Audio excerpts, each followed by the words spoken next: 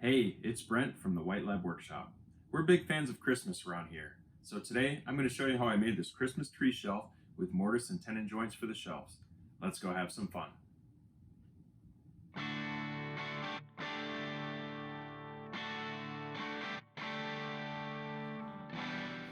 This project is going to utilize some of the random boards that I have laying around. I've got some 1x4s that I'll use for the horizontal sections making up the tree itself, a small 1x4 chunk I'll use for a shelf, a 1x6 chunk I'll use for another shelf, and a 2x4 that I'll rip down for the stand. With 1x4s, I thought that 60-degree angles had a nice look to them. Don't worry, I won't go all geometry on you like I did with the snowflake build. This one is nice and straightforward. The dimensions I used were based on the sizes of the materials I had handy. However, I do like how the proportions worked out. The bottom piece is about 10 inches at its widest. Making each piece about 1.5 inches shorter than the one below it gave a nice overlap when they stacked up.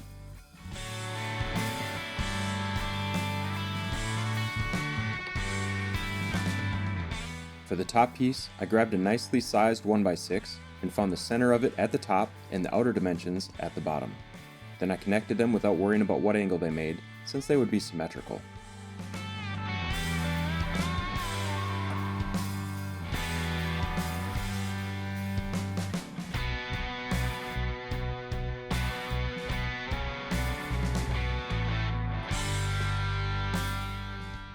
I then headed over to the miter saw and set the angle to 30 degrees. I know I said I drew the line at 60 degrees, but I also said I wouldn't hit you with geometry. So just trust me on this one and know that it'll all work out in the end.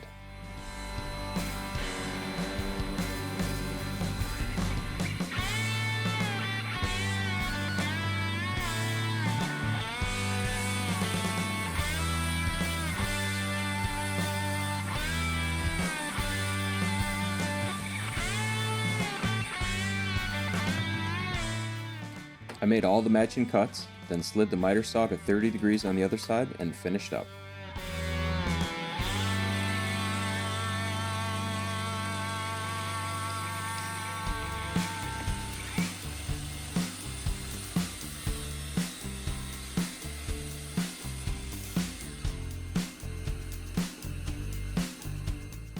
For the top piece, I went for the old eyeball method to line up the angles.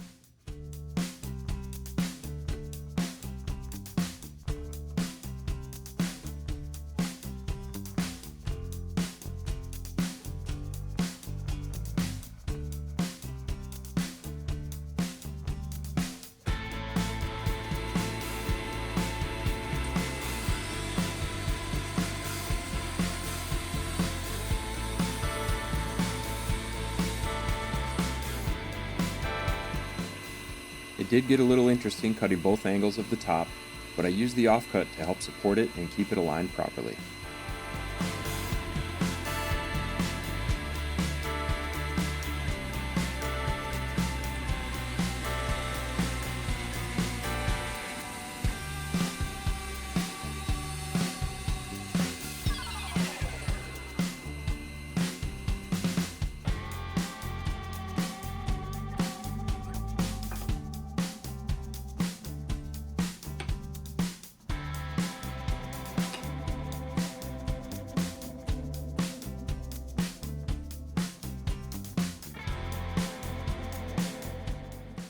I positioned the shelves and traced their outline.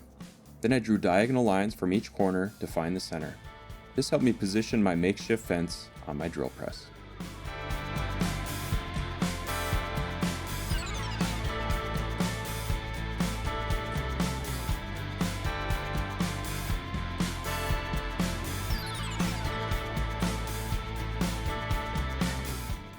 Over at the drill press, I installed a 3/8 inch Forstner bit and positioned the bottom section so the bit hit that center cross I just drew. Then I used a scrap piece as a fence and clamped it into position. This allowed me to drill a series of holes in a row to start the mortise.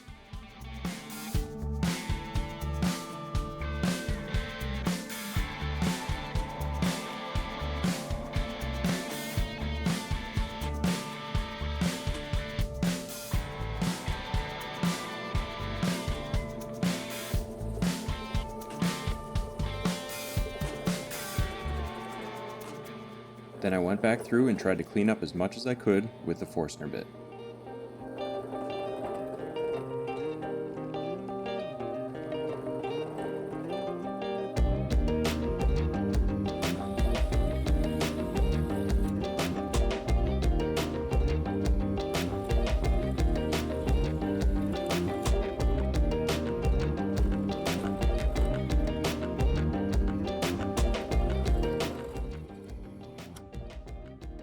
So here's how my mortise looks before I start to square it off. The only problem is I went ahead and drilled that first hole right at the edge of the outer piece where I plan to put that shelf piece in place. If you notice, I smartened up. By the time I got to the end, I left myself with a little bit of overlap. The problem is, if I want to put my shelf in place, I want to have a little bit of overlap like this to kind of hide that mortise, so that if I make any mistakes or if it doesn't go exactly square, that it won't just be visible on the outside. Over here on this side, if I have it with no play whatsoever, if I make any mistake, you're going to see that mortise. So what I'm going to do is overlap this on this side just a touch and lose some of the overlap that's over here, but that'll give me a little bit of a shoulder to work with so I can hide that mortise in the end. I took a chisel to the mortises to finish cleaning them up and squaring them off.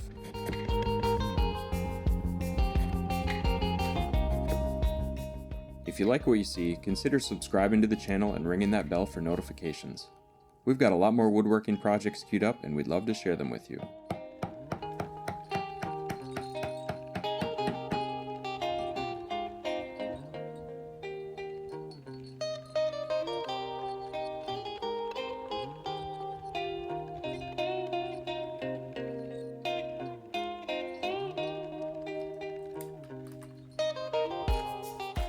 With the mortises finished, I mark the tenons with a razor blade. This gives better accuracy than a pencil would.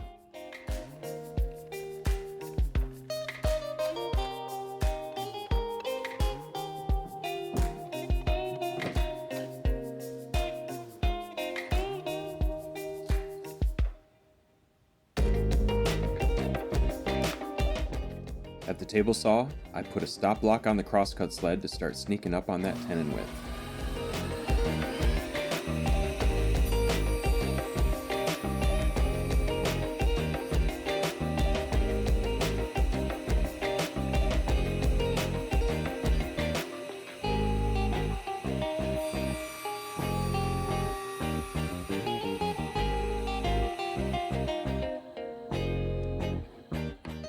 Once the width was good, I moved the stop block to properly position the shoulder in the shelf's top and bottom.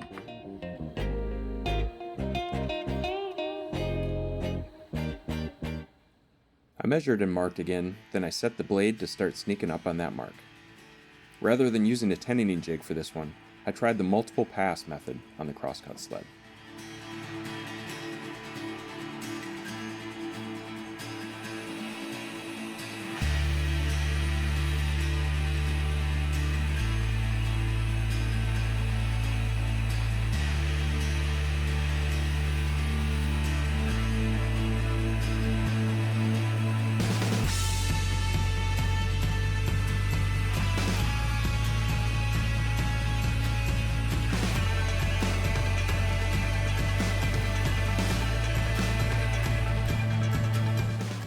After several incremental passes, I got close enough that a little sanding to clean up the tenon made for a nice fit.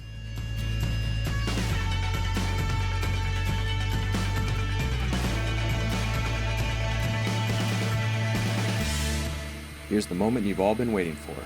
Pure sanding glory.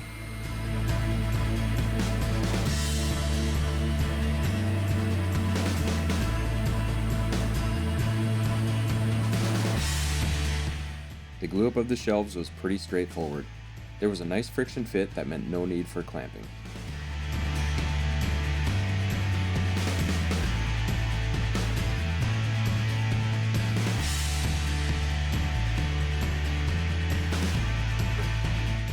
While the glue dried, I ripped a 1x2 out of that 2x4 to use as the trunk of the tree.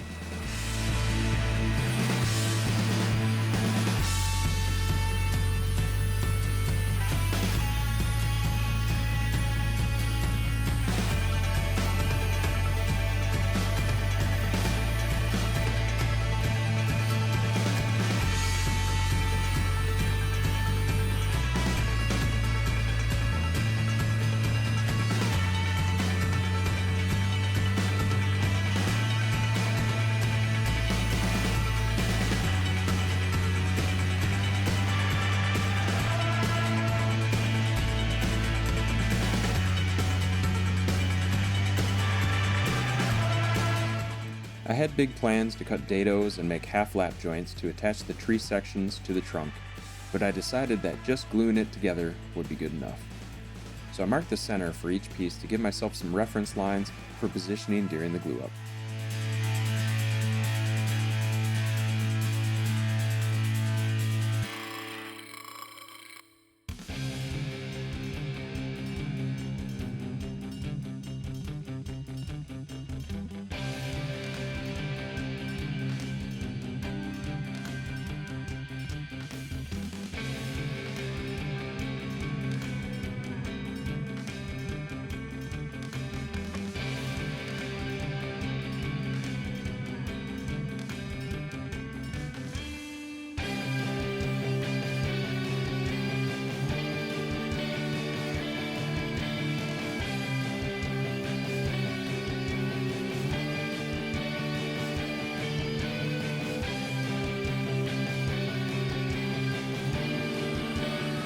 I had intended to cut more 1x2s for the base, but realized that would be way too big, so I opted to use the 3/4 inch square dowels I had left over from the lantern and snowflake builds.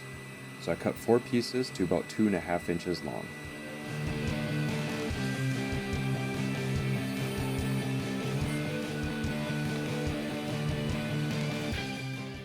I glued the feet on in a fan pattern, but my clamps wouldn't let me do all 4 at the same time. So I started with 2 of them, and the key here is to make sure everything is flush so that the feet sit nicely and don't wobble.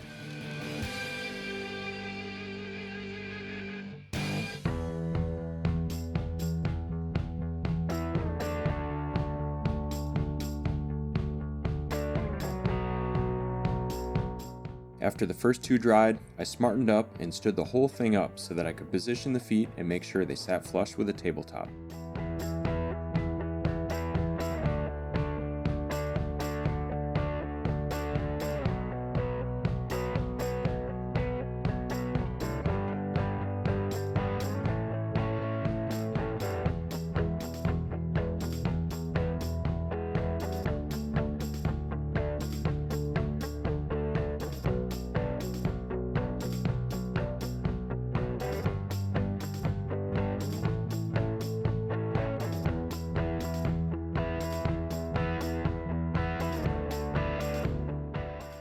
For the finish, I was instructed by my better half to use an ebony stain by Varathane. If I were to do this project again, I'd either have no gap between the rows or I'd have slightly more gap. The way I did it made it very difficult to get stain in there. I ended up with, it's good enough.